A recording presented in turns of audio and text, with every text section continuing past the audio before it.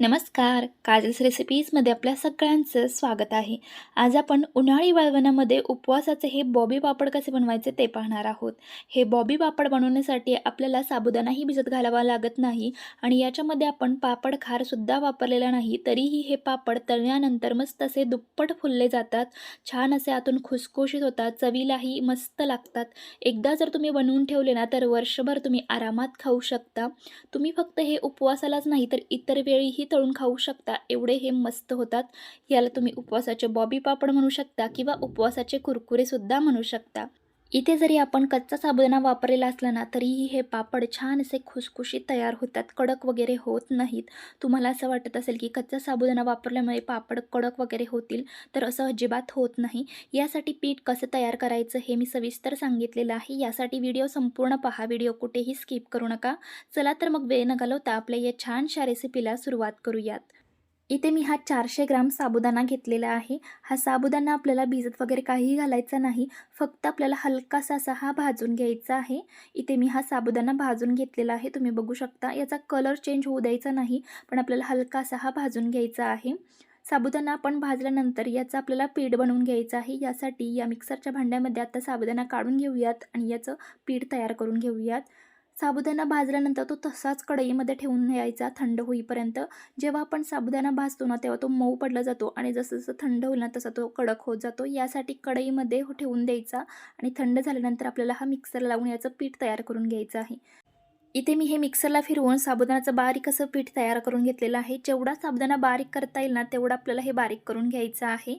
इथे आपलं हे साबुदाण्याचं पीठ तयार झालेलं आहे. उरलेला साबुदाणाही आपल्याला याच पद्धतीने बारीक करून घ्यायचा आहे. इथे मी सगळा साबुदाणा बारीक करून घेतलेला आहे आणि इथे आपलं हे साबुदाण्याचं पीठ तयार झालेलं आहे. हे साईडला ठेवून देऊयात आणि पुढची तयारी करून घेऊयात.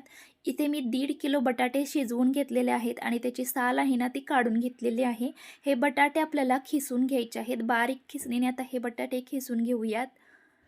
जर तुमच्याकडे पुरणाची चाळण असेल ना तर त्याच्यावरही तुम्ही हे बारीक करून घेऊ शकता, बटाटे खिसून घेऊ शकता. फक्त हाताने कुस्करून घेऊ नका, नाहीतर याच्यामध्ये जाडसर तुकडे राहतील.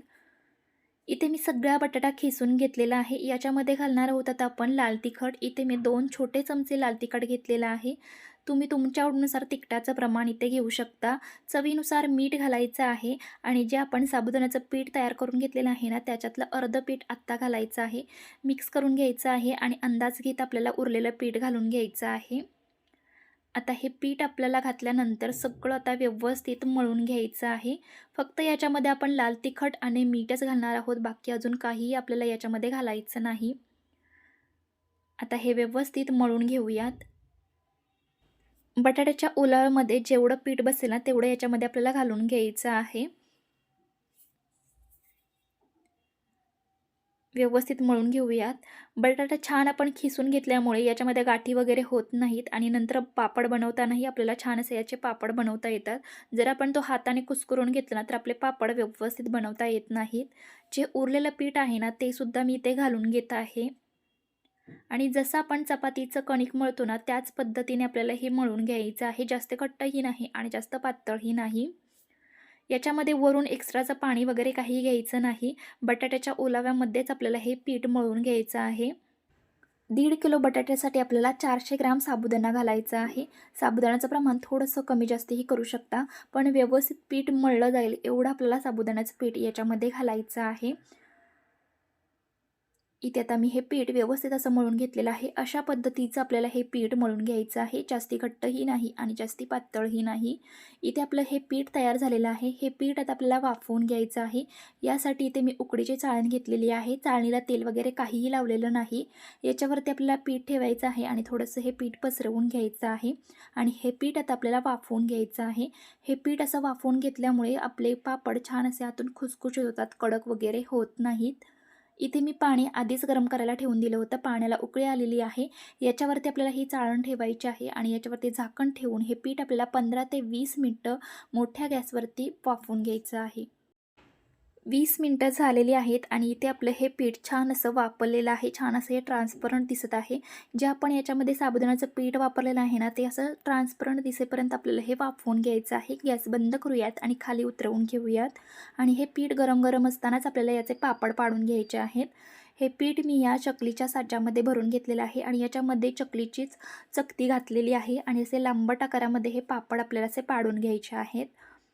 जसजसं हे पीठ थंड व्हायला लागतं ना तसतसं हे घट्ट व्हायला सुरुवात होते। यासाठी पीठ गरम गरम असतानाच आपल्याला याचे पापड बनवून घ्यायचे आहेत, म्हणजे पापड छान असे तयार होतात आणि तुटलेही जात नाहीत। तुम्हाला हवं असेल ना तर हे पीठ तुम्ही प्लॅस्टिकच्या पिशवीमध्ये भरून सुद्धा याचे पापड बनवून घेऊ शकता, पण ही पद्धत अगदी सोपी आहे। झटपट असे याने पापड तयार होतात आणि आपले हातसुद्धा दुखले जात नाहीत।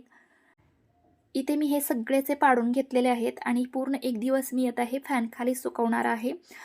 तुमच्याकडे जर उन्हाची सोय असेल ना तर तुम्ही डायरेक्ट हे उन्हामध्ये सुद्धा घालू शकता सुकवण्यासाठी। इथे मी घरामध्येच घातलेले आहेत, यासाठी मी एक दिवस हे फॅनखाली सुकवणार आहे। याच पिठापासून तुम्ही गोल चकलीसुद्धा बनवू शकता किंवा गोल पापडसुद्धा बनवू शकता एकाच पिठापासून। इथे मी आता हे पूर्ण एक दिवस फॅनच्या हवेखाली सुकवणार आहे आणि नंतर हे उन्हामध्ये सुकवून घेणार आहे। पूर्ण व्यवस्थित सुकेपर्यंत, कडक होईपर्यंत आपल्याला हे उन्हामध्ये छान असे व्यवस्थित सुकवून घ्यायचे आहेत। इथे मी आता हे पूर्णपणे सुकवल्यानंतरच तुम्हाला दाखवत आहे। छान असे हे मी उन्हामध्ये 2 दिवस सुकवून घेतलेले आहेत। व्यवस्थित छान असे हे सुकले गेलेले आहेत, कडक झालेले आहेत एकदम। हे आता तुम्ही हवाबंद डब्यामध्ये भरून ठेवू शकता आणि वर्षभर तुम्ही हे पापड खाऊ शकता। इथे मी तुम्हाला काही तळूनही दाखवत आहे। सुकलेल्या तुम्ही बघू शकता एकदम अशा बारीक होत्या आणि तळल्यानंतर त्या किती छान फुलल्या जात आहेत, एकदम अशा दुप्पट तिप्पट होऊन जातात। हे तळण्यासाठी आपल्याला जास्त तेलसुद्धा लागत नाही आणि जास्त तेलकटसुद्धा होत नाहीत। इथे मी थोड्याशा अशा या तळून घेतलेल्या आहेत, मस्त तळल्या जातात आतपर्यंत, अजिबात कडक वगैरे होत नाही। इथे तुम्ही फरकसुद्धा बघू शकता, तळलेले आणि सुकलेलेमध्ये किती छान या फुललेल्या आहेत, अगदी दुप्पट तिप्पट होऊन जातात आणि खायलाही खूप छान लागतात। एकदम मस्त रेसिपी आहे, छान अशा खुसखुशीत होतात। उपवासाला नाही तर इतर वेळीही तुम्ही खाऊ शकता। एकदा बनवून ठेवा आणि वर्षभर आरामात खाऊ शकता। एकदम झटपट होणारी रेसिपी आहे, जास्त वेळसुद्धा लागत नाही बनवण्यासाठी आणि जास्त मेहनतसुद्धा घ्यावी लागत नाही। एकदा या पद्धतीने या उपवासाच्या बॉबी पापड नक्की करून पहा। रेसिपी कशी वाटली हे कमेंटद्वारे जरूर कळवा। रेसिपी थोडी जरी आवडली असेल ना तर रेसिपीसाठी एक लाईक नक्की करा आणि आपण आपल्या चॅनलवर नवीन असाल आणि चॅनलला अजूनही सबस्क्राईब केलं नसेल तर जरूर सबस्क्राईब करा आणि आजचा व्हिडिओ पाहिल्याबद्दल धन्यवाद।